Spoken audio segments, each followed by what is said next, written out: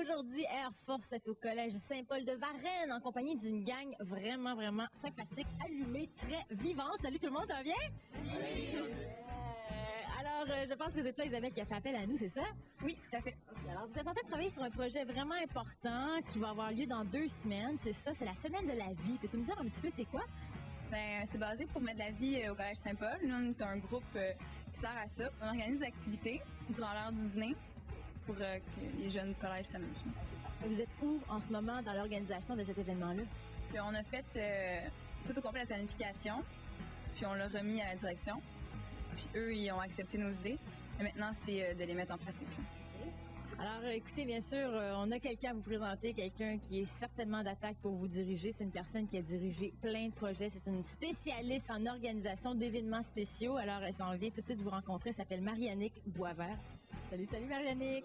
Ça va bien? Oui, ça va bien. Et premièrement, Mariannick, veux-tu un petit peu me situer? Toi, qu'est-ce que tu as fait? Ben, me situer à moi, aussi aux autres. Qu'est-ce que tu as fait comme événements spéciaux?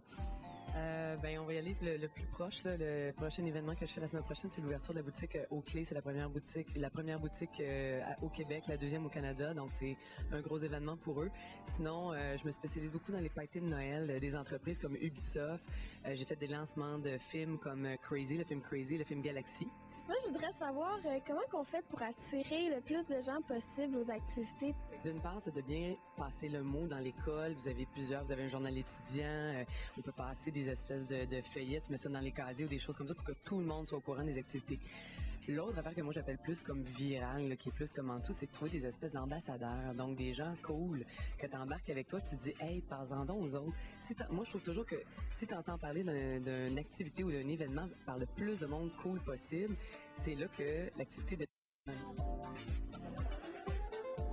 Pour vous, c'est quoi un événement réussi puis comment qu'on fait pour y arriver?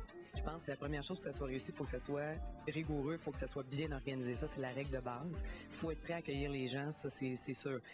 La deuxième chose, il faut que ça soit le fun. Donc, puis moi, le critère ce que je trouve, c'est que si vous autres, vous trouvez ça le fun, si entre vous, le comité, vous pitchez des idées puis c'est bon, à ce moment-là, les étudiants risquent de trouver ça le fun aussi. Puis c'est un peu de surprendre les gens aussi dans vos activités parce que mettons un thème comme l'humour, c'est ça, c'est de sortir peut-être de ce qu'on voit toujours. Essayer de trouver une activité qui est un petit peu différente. Comment qu'on fait pour gérer notre stress avant puis durant l'événement?